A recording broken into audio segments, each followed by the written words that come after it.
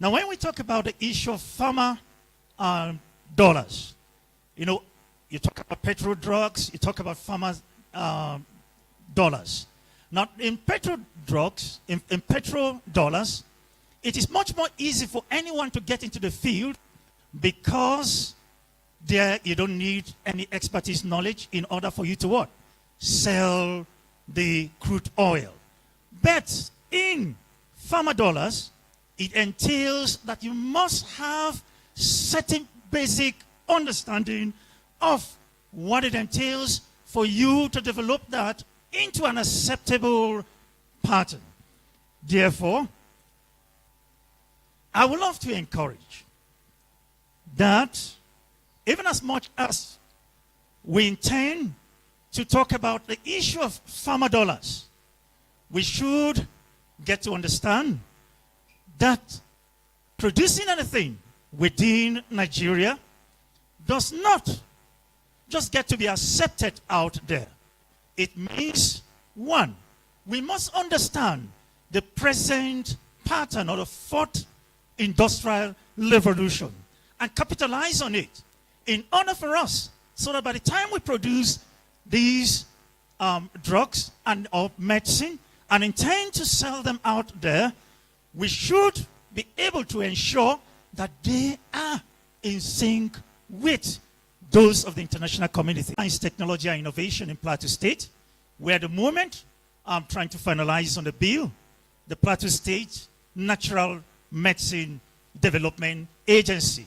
And it wouldn't be out of place for us to collaborate with the Faculty of Pharmaceutical Sciences in order for us to harvest these number of the 70% of those medicinal plants that we have in Plateau State. So on behalf of the Plateau State Ministry of Science, Technology, and Innovation, and also on behalf of the government of Barrister Caleb Mudfa, wish you all the best. And celebrate with our grandfather, Professor Elijah Sokomba. Thank you so much for hosting us. God bless you in Jesus' name.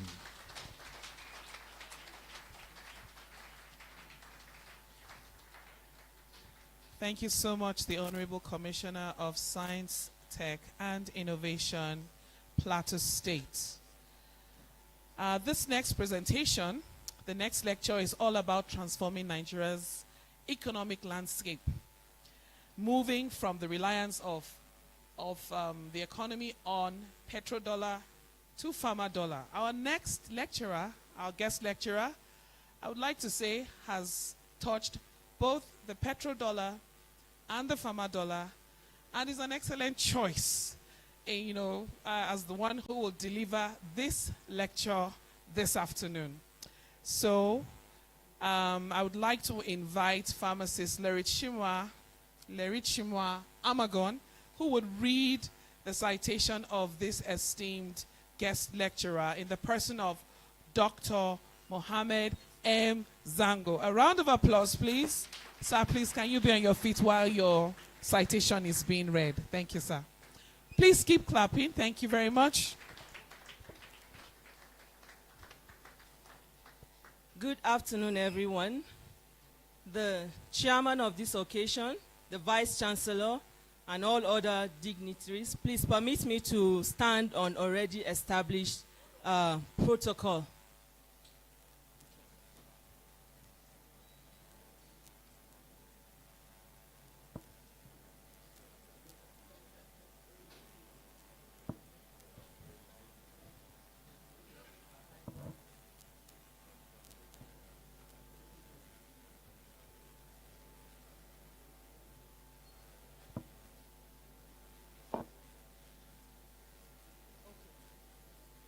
Like I was saying, please permit me to stand on already established protocol, especially being the errand child of the errand boy, Professor Nelson Ochekwe, and one who was fortunate to have been taught by Professor E.N. Sokumba in his last days here. You know what they say about the bottom pot. We got the best parts of him. So Thank you for standing, Dr. Musa Zango. Citation of Dr. Mohammed Musa Zango. Dr. Mohammed Musa Zango is a fellow of the Pharmaceutical Society of Nigeria. He's a fellow of the Nigeria Academy of Pharmacy. He's a fellow, Institute for Health Insurance and Managed Care of Nigeria. A fellow, Occupational Safety and Health Association of the United Kingdom. A fellow of Institute of Planning in Nigeria. A fellow, Corporate Administration Institute. A fellow, Chartered Institute of Project Managers. Permit me to stop here. If I continue, we might stay here till evening. I expected a round of applause. Dr. Mohammed Musa Zango, a confident, creative, and seasoned business administrator of unrestrained integrity and professional excellence, is a distinguished professional with over 34 years of excellence in healthcare administration, particularly with the NNPC Medical Services Limited. He has held various leadership roles, including managing director, where he spearheaded the significant initiatives such as establishment of a state-of-the-art hospital facilities and drug manufacturing plants. Dr. Zango holds several qualifications. Permit me to mention a few. That he holds a doctorate of pharmacy from D, a master's of business administration, amongst many others. He started his educational pursuit at the GSS Gwaram, Kano, then proceeded to the School of Basic Studies in Ahmadu Bello Way, and then to the faculty, Ahmadu Bello University, and then to the Faculty of Pharmacy, Ahmadu Bello University, Zaria, where he obtained a Bachelor of Pharmacy degree in 1986. In his quest for higher education, he attended the University of Maiduguri, where he obtained a Master in Business Administration degree in 2003, and also a Master of Health Policy and Management in 2004, also in the University of Maiduguri.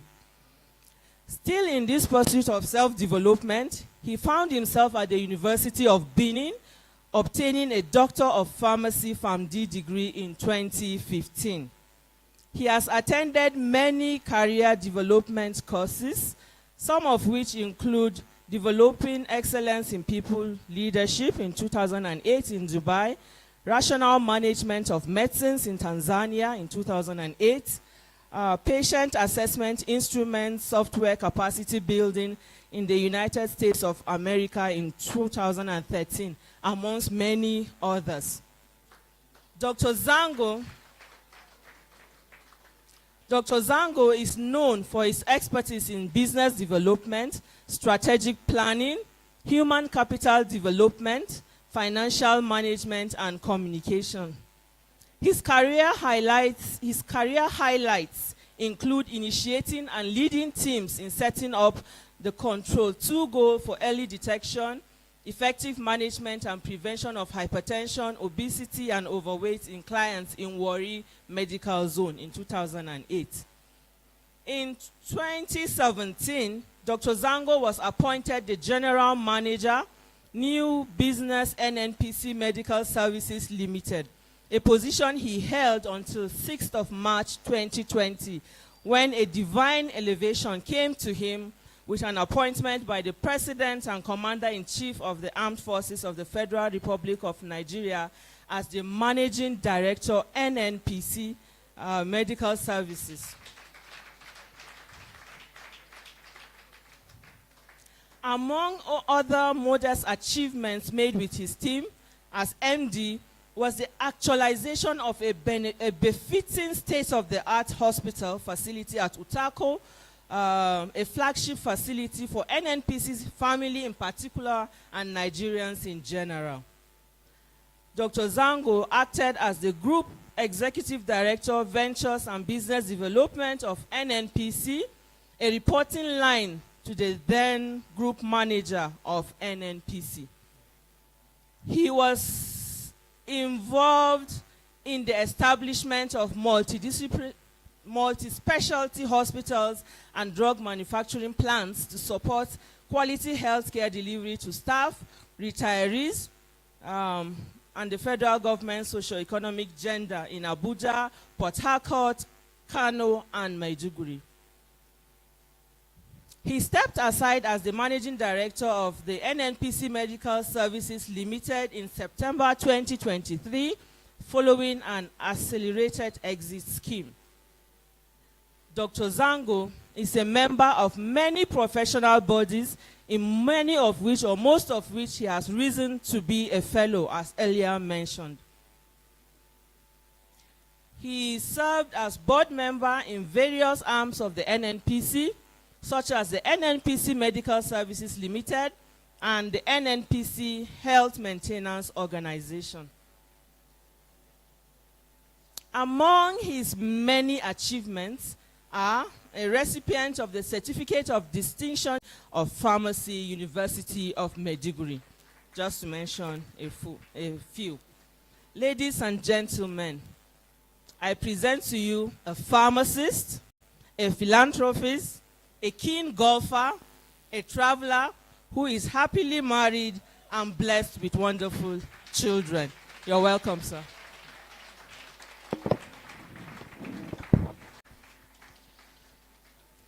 Thank you very much.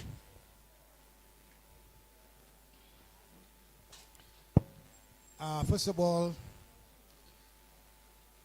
I'm very humbled. I'm pleased I'm standing here to honor Professor Elijah Sokumba, my lecturer in ABU Zaria, someone we hold on very high esteem. When I was invited to come for this lecture, I was excited because I knew I was going to see him once again. It's a long time I saw him, but anytime his name is mentioned, I remembered how he walks humbly within the faculty with his white agbada at the calf, and he's still the same.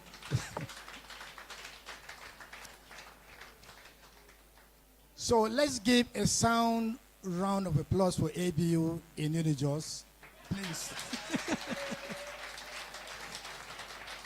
Because ABU has produced the grandfather, produced the father, and also the errands. Thank you very much. I would also like to stand on the existing protocol, but please permit me to make a few recognition, because I must mention it here. If I don't, even God will not forgive me. My lecturers from ABU's area, who I'm very proud of, Professor Nelson Ochekwe, and then Olurunfemi,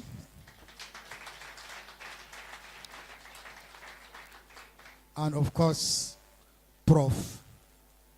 I must mention you because unfortunately time will not permit for us to share the experience I had with them. But one thing I will tell you, they are good people. We learn so much from them. Thank you very much, Prof. Then let me also quickly recognize all the PSN chairmen that are here, particularly PSN chairman from Niger State, Yakubu, that came all the way from Niger State. Also, let me recognize my childhood friend, who was one time the Commissioner of Health in Kaduna State. He's always there for me. Even when I asked him to join me for this particular program, he gladly did that. Dr. Yari Everton Peter is here.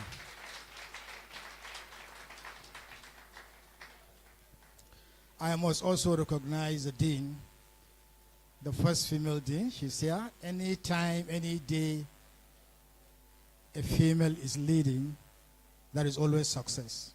I recognize you, madam.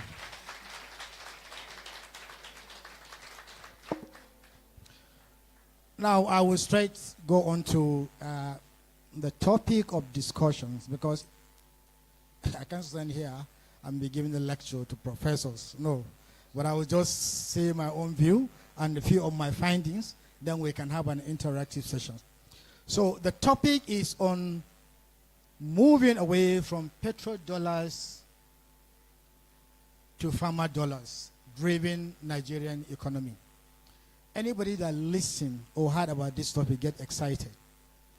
In fact, when I share it with the group COO of NNPC, Dr. Melekari, he laughed and said, this is, but it is doable, it is possible with determination, commitment. Now, I will first of all want to give us an overview. The next slide, please. Here is the outline, the overview of petrodollar system, overview of farmer industry in Nigeria, and the ushering in of farmer dollar. Then the transition strategy, and then call for action. So next slide.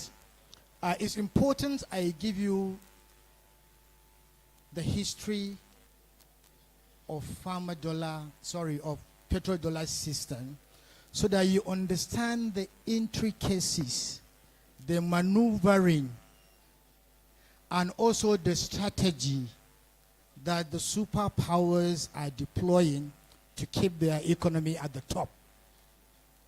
And that is United States of America. But before I go into that, please check the person next to you and say to him, in brotherhood we stand.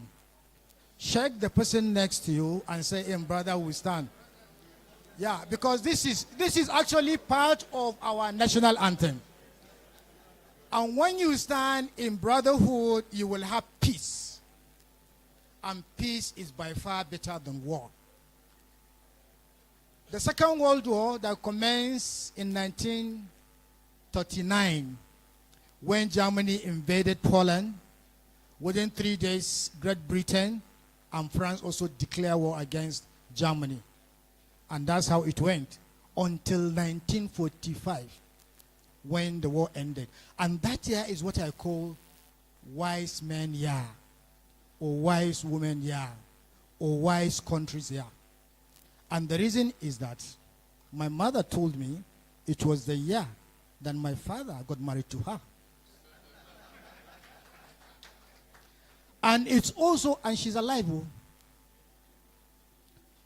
In the same year also, America formed an alliance with Saudi Arabia to convince Saudi Arabia that please, let's use dollars as a standard for the payment of oil. Because they know their game. And we have always known America and Kingdom of Saudi Arabia to be partners in progress in alliance. And so they accepted. Being a key player in the OPEC, all other members of the OPEC also signed into that deal. So America dollar become the standard payment for oil. But around that time too, there was a surge in oil production. You know, that time there was no OPEC quota. So there was surge, and also the price of oil was also high. So all these OPEC countries were exporting oil and collecting dollars, to the extent that they could not spend all the dollars. All those excess dollars that they could not spend was what later came to be known petrodollars. That's all about this slide. Go to the next one. Now, the strategy did not stop there. The next thing was U.S. has accumulated so much gold at that time. and they study the economy, they felt it's not the best to keep those gold. Let's dish them out and collect our dollars that are outside.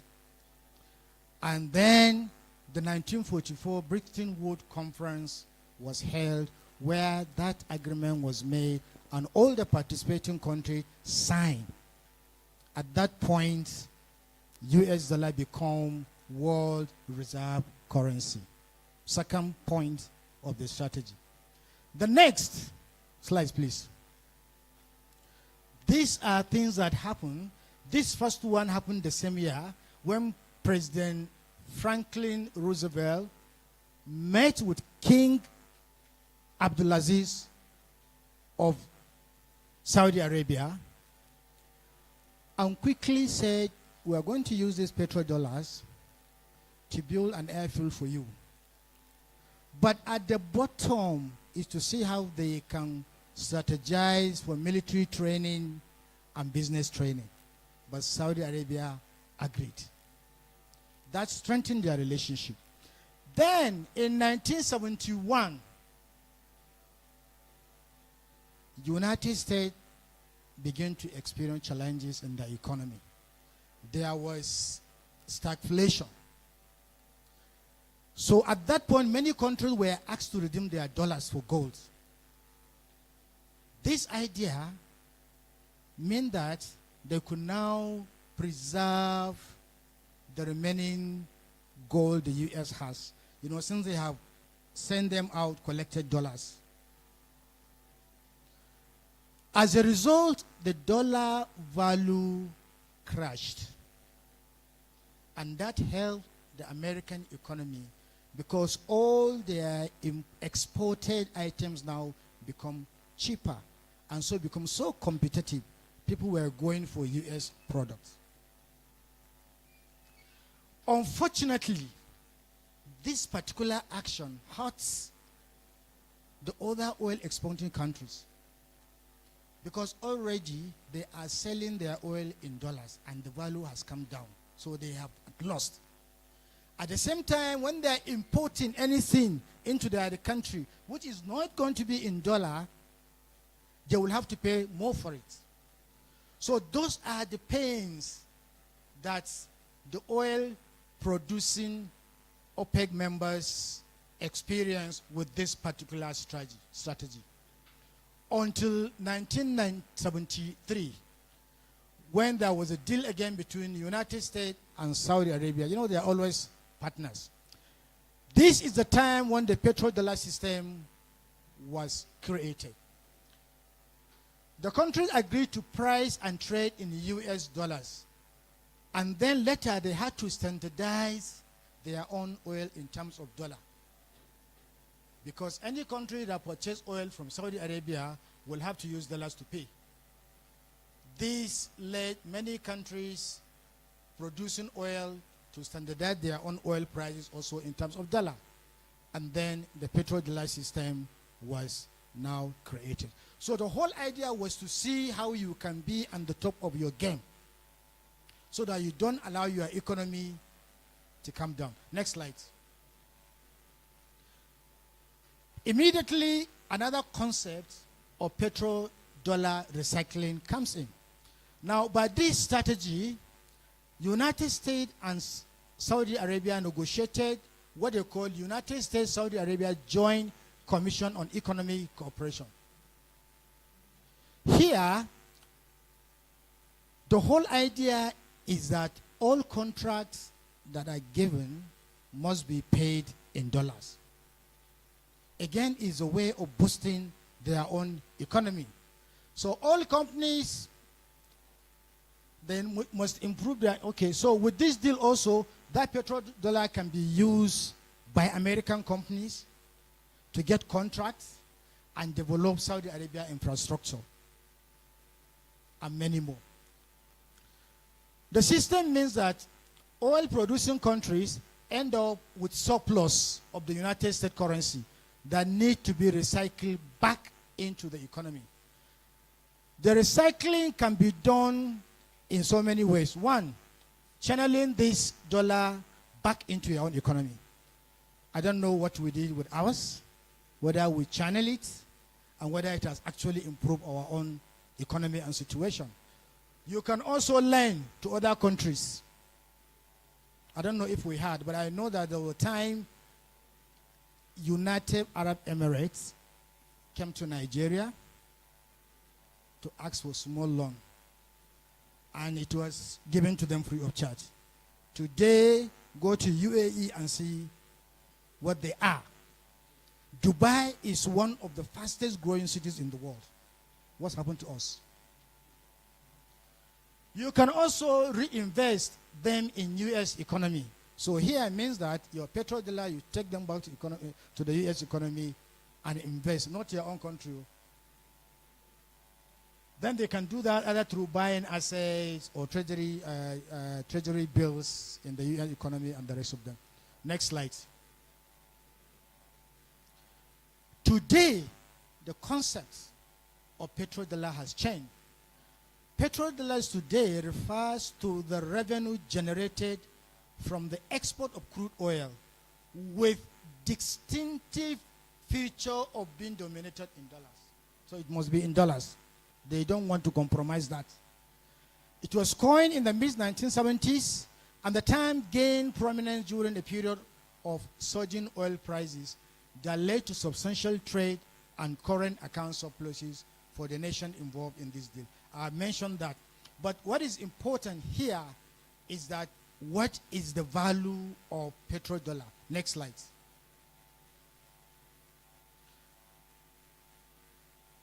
In 2020, that was when COVID started, because I remember that was when I really took the mantle of leadership in NMPC Medical Services as MD. As soon as I sat, the next one was COVID. And I didn't have peace the whole of that year. So oil also came down, but you know what? Last year, 2023,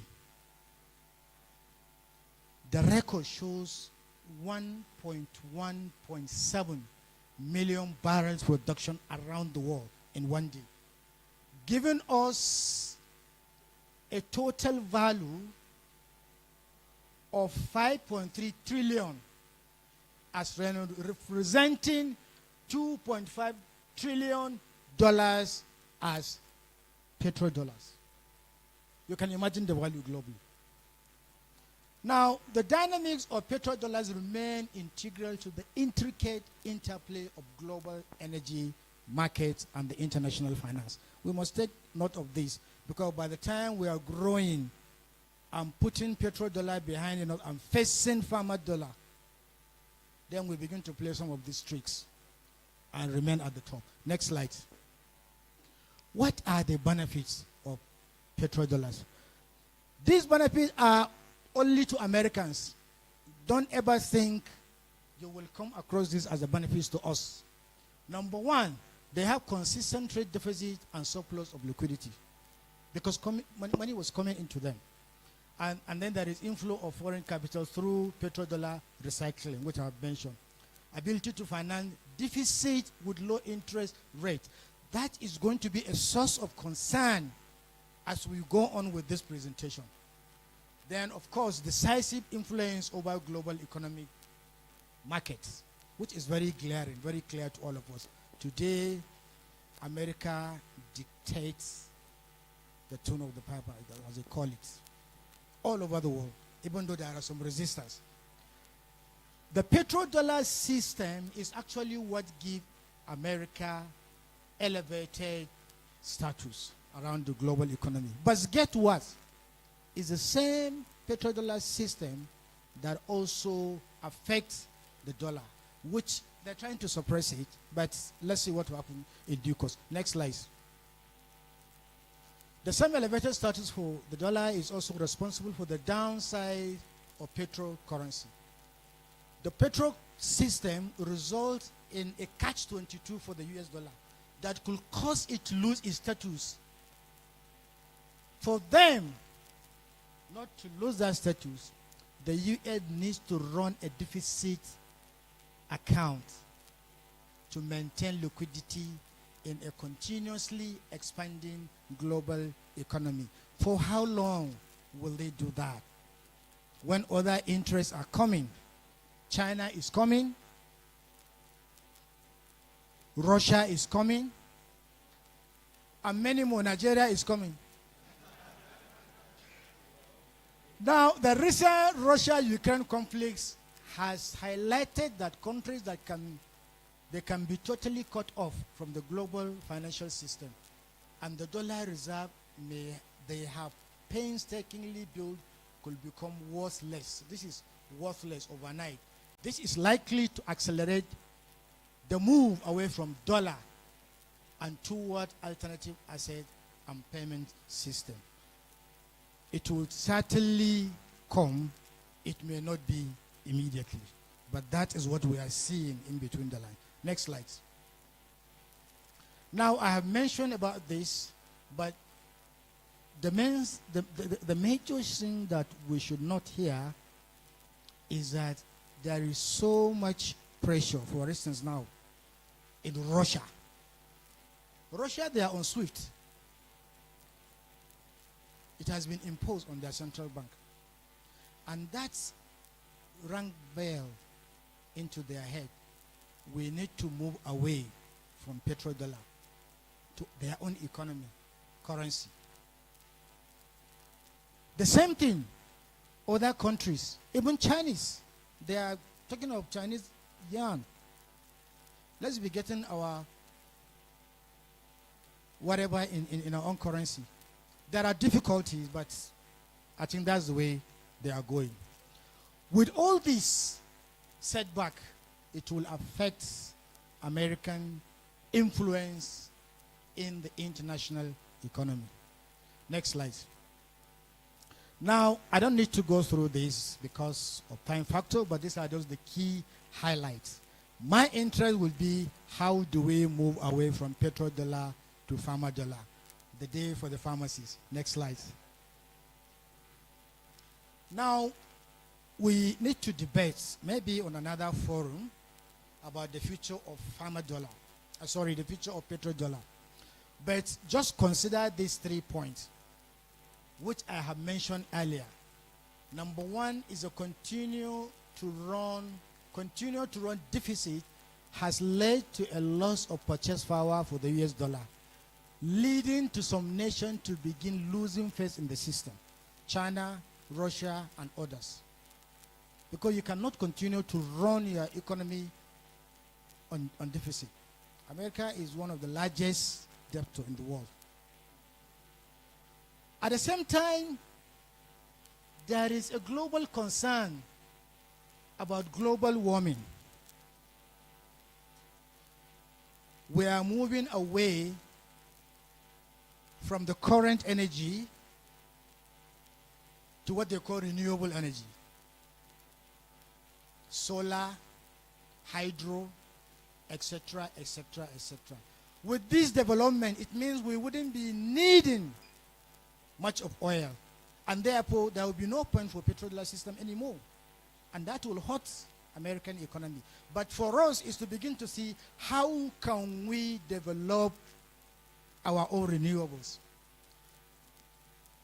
The reason for moving away from hydrocarbons, from petrol to renewable is because of the global warming, which Africa, the entire of Africa, does not contribute up to 4%. Because you don't even have the major industries there. The few ones that we have are not even working. So where is it going to come from? So it's from over there. So it's two-phase. One, they have enjoyed petrodollars. They now want to move to renewables. But for us, we need to begin ahead to think, how do we develop? And we are blessed. When I was coming to Jos, come and see the mass arable land we have. I went to Maiduguri. Come and see the sun. Can't we tap and make that place center for solar energy? So there is a lot we can do. Even the fruits that we see in Plateau can be used for renewable energies. Yeah, I remember NNPC is still making efforts to invest in this area of renewables. Many experts believe the world will shift away from petrodollar system toward digital currency. That is why at the moment cryptocurrency is now becoming popular. Why it is unlikely petrodollar system would collapse overnight, as this will cause a major global economic recession. Other currencies may slowly replace it, leaving the question, why petrodollar anymore? Even though the petrodollar has been world reserve currency for over 4 decades, it may not remain so forever. If the petrodollar system does lose its status as the world reserve currency, what will take its place? Chinese yuan, Russian rubles, or Nigerian naira? It's for us to go and think deeply on how we can make the last one happen. Next slide.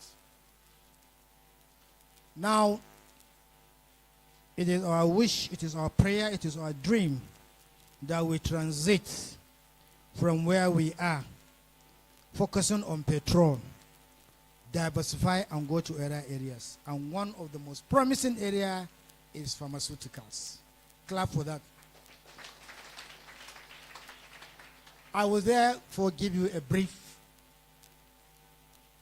on the pharmaceutical industry, just an overview. The terms $dollar is crafted here to mean dollar payment realized by Nigeria from export of pharmaceutical products or raw materials to foreign countries. It is not surprising that Nigerian export of pharmaceutical product was about $1.23 million last year. This is a data we got from the United Nations Comtrade. On the converse, pharmaceutical imports, the one that comes to the country, was amounting to the tune of $756.63 million the same year. Look at the difference. What it means that we are a net importer of pharmaceuticals. And this happened despite all the effort NAFDAC has put in place to ensure that local production and the rest of them, they are here. I don't need to mention them, but we all know them. Next slide. While the few major manufacturers are grappling with galloping inflation, 1, devaluation of Naira, 2, instant power cuts, and energy crisis.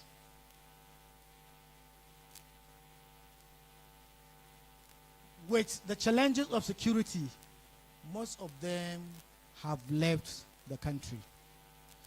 And we are now suffering because you need to pay exorbitantly for their products.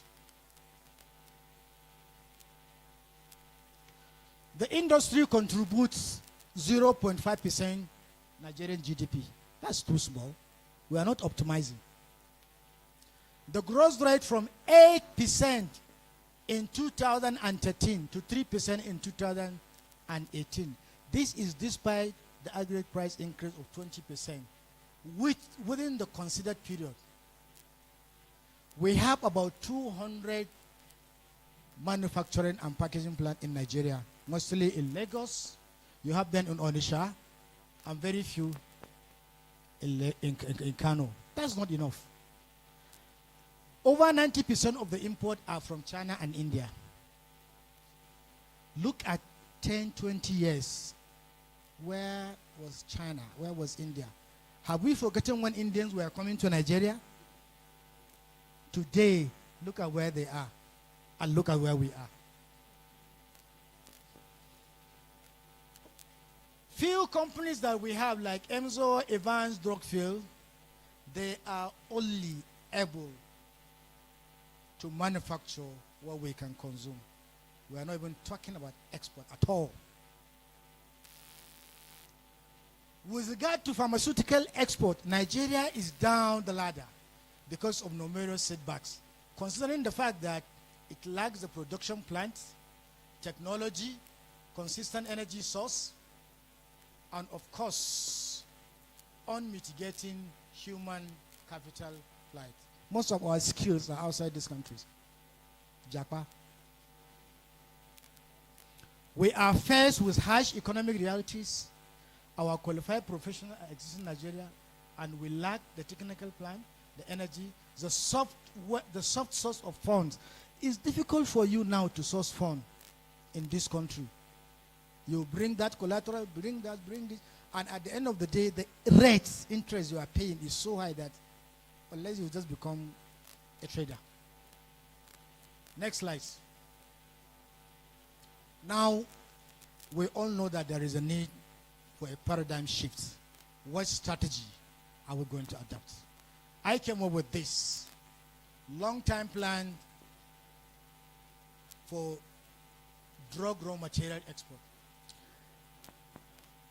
Our own Professor Morris Iwu, which you know is an authority, he recently opened that Nigeria now is in dire need of forex, should fashion out policies to boost export of medicinal plants and products. The Dean has mentioned that. No country is self-dependent or totally independent of drug. No way, it doesn't exist. To import almost everything into the economy is bad. We shouldn't allow it to happen. There should be no imports as long as we can manufacture it in this country. There should be a policy to that effect. The government and all concerned agencies need to urgently and aggressively pursue the creation of awareness for people to embrace medicinal plant products at all levels in usage and trade. We must begin. And let me tell you, even the Western world are gradually moving away from orthodox to traditional medicine with style. With style, because you need to be checking what they are doing now. A lot of products that are naturally made are the ones they are packaging and gradually replacing what we are as also done. So we need to begin to look at that area. In reality, the potential medicinal values of many medical plants have not been harnessed. We therefore need to fund research and development. There is a need, serious need of collaboration between the academia and the industry. We cannot have any meaningful outcome if that collaboration is not strengthened. We just need to do that. PPP, public-private partnership, require consultancy services from phytochemistry analysis, standardization and quality control of herbs and dosage form, design for clinical and preclinical and clinical trials.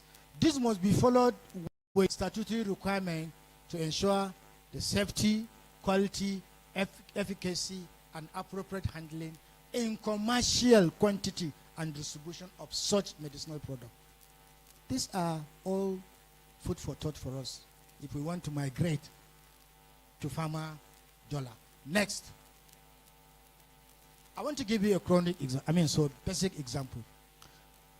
Chronic ailment like hypertension, diabetes, arthritis that people spend a lot of money on can be managed with various indigenous plants growing ordinarily as shrubs in our country. The world is now yearning for zobo drink from dry hibiscus flower. Currently, Nigeria exports to India, Namibia, Ghana, etc. dried hibiscus flower, stone flower, lemongrass gourd, acacia, bitter cola, and even walnut. We do. We need to find out why. Because they can begin to process them as medicinal and bring them back to us to buy.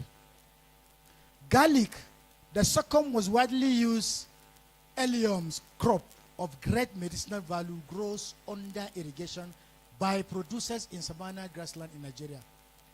The high yield of Nigerian ginger has created demand around the world.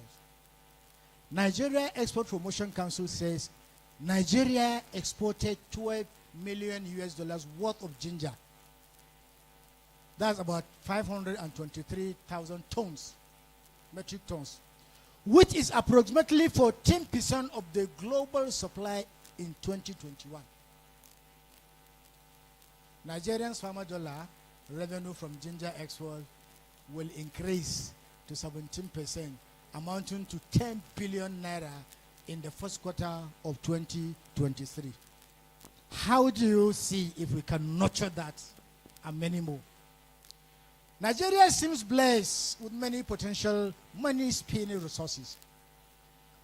The huge earnings of petrodollars are spent on servicing debt, on wise ventures, and have not properly utilized as capital, as working capital to grow other sectors. If we can move that amount of money to pharmaceuticals and other sectors, nurture them, you will be amazed how much we can generate from them.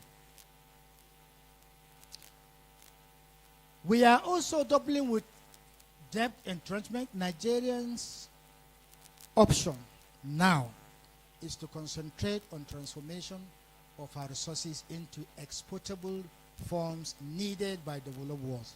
Whether we like it or not, they need it. It's just that we have not really put our heads together, agree on what to do and how we can implement what we need to do.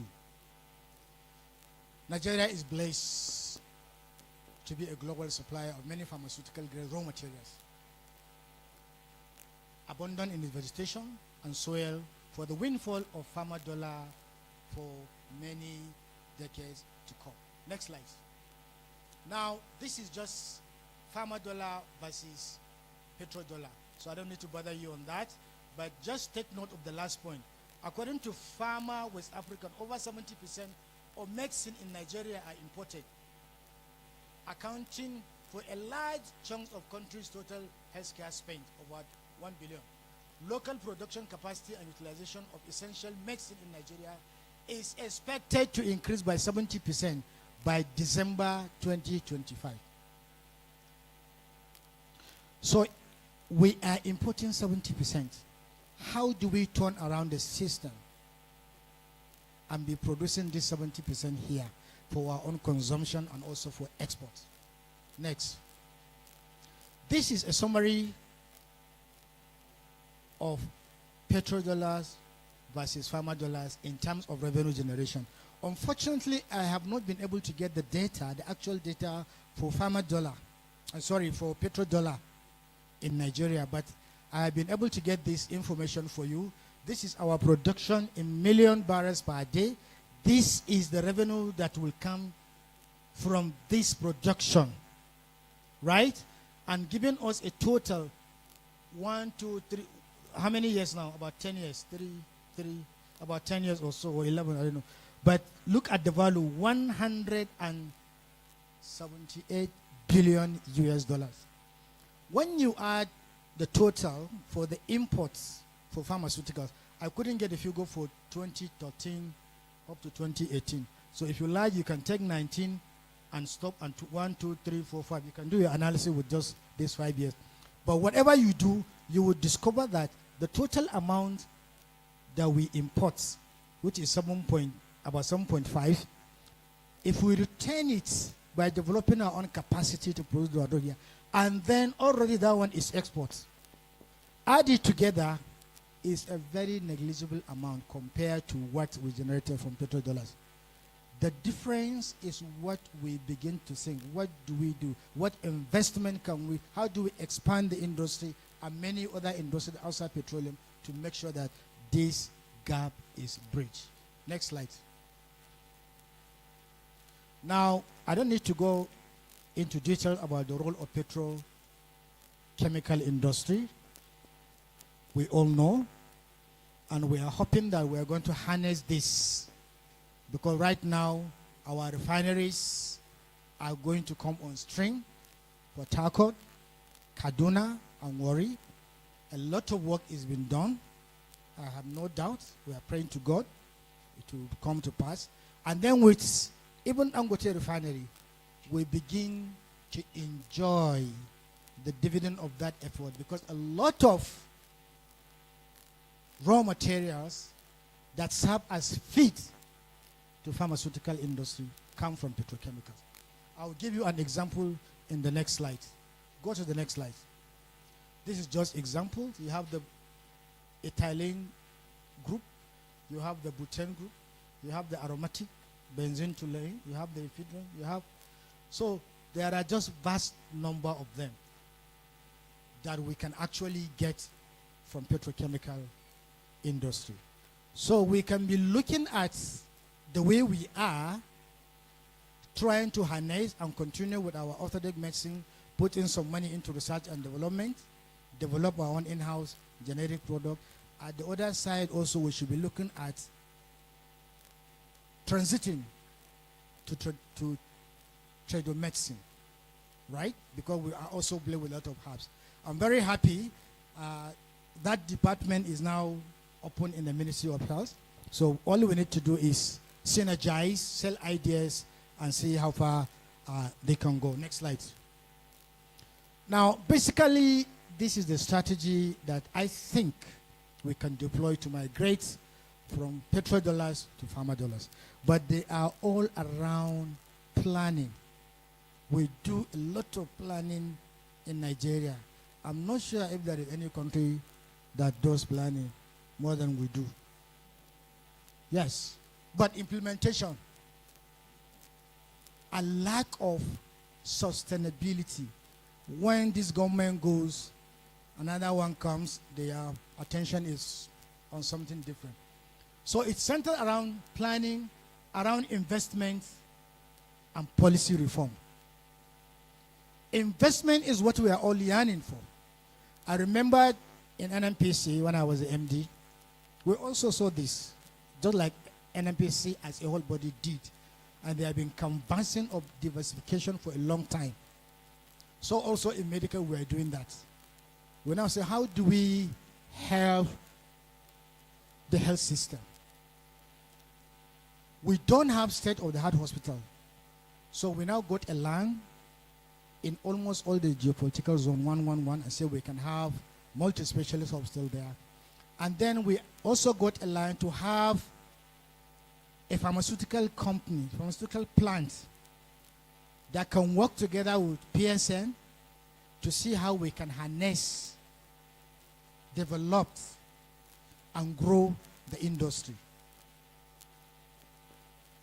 That plan is still there. We will not let it die, even though I'm not there, because one leg is in and one leg is out. It's my primary constituency after PSN, so I cannot afford to let those dreams die. So one day, hopefully, we'll be there. One of the major challenges was on investment. We have a lot of Nigerians who have so much money that even if they'll be eating the money, raw money, until they die, they cannot finish that money. But they are not willing to invest in the country. They prefer to go out there and invest. And guess what? There are countries outside outside Nigeria, other countries. They have seen the potential in this country, in Nigeria, with over 200 million population, with the land, there is nothing God has not given us, except somebody should help me.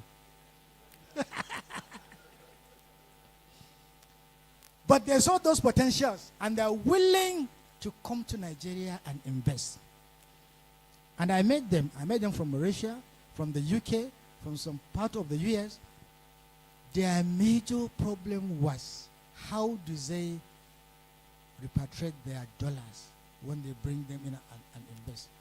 And up to now, well, I think government is doing something about it now, just to encourage foreign direct investment.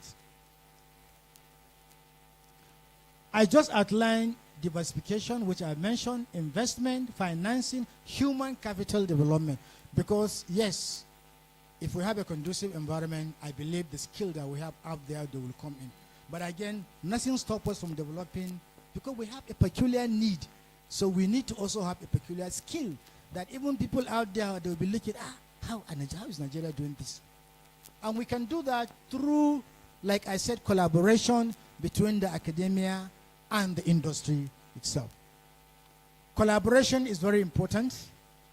Policy reform, we need to see how we can support the industry, maybe tax waiver.